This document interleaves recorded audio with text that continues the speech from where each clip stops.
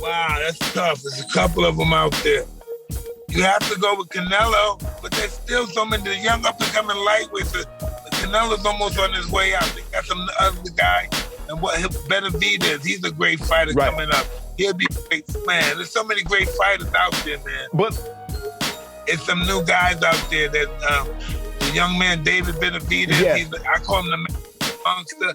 He's tough. I would love to see Canelo fight him. And you know what? These guys hang around like their buddy. If he was your buddy, he'd fight you to help you make some money. Canelo's almost on his way out.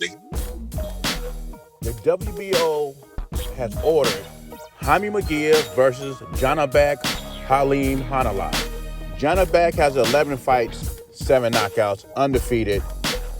This powerful southpaw is quickly becoming the boogeyman at 160 with only 11 fights. I mean, Andrade moved up to 168. He didn't want those problems. And Andrade's fans would ask me, Jay, with only 11 fights, how can he be a formidable challenge to Andrade? Well, that's a question you have to ask Demetrius, because obviously he was risky and too risky enough for him to take that fight. And he moves up to 168 to fight Zach Parker, who most people see is not as dangerous as Janibek. Jaime Munguia has 2 choices.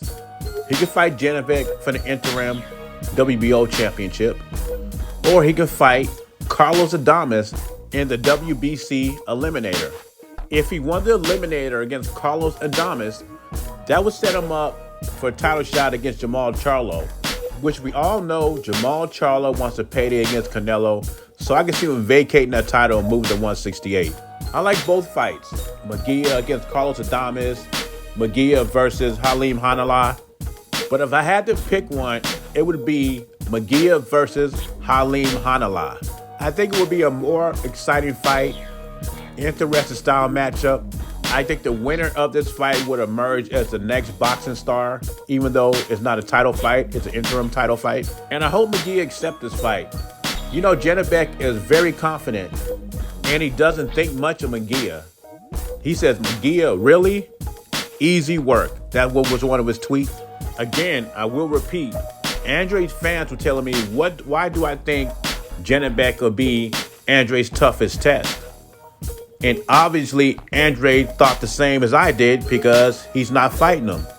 But Janibek is not just talking about Andrade and Munguia. He also says he would knock out Charlo and Canelo in 6 rounds.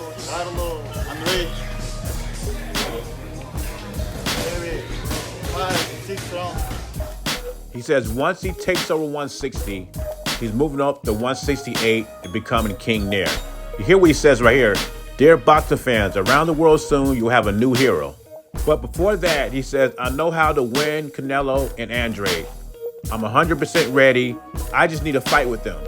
And we know the way to get Canelo's attention is to beat quality opposition. The problem Halim Hanallah is going to have is if he keeps looking good against opposition, they're not going to want to fight him. The Charlo's not going to want to take a chance.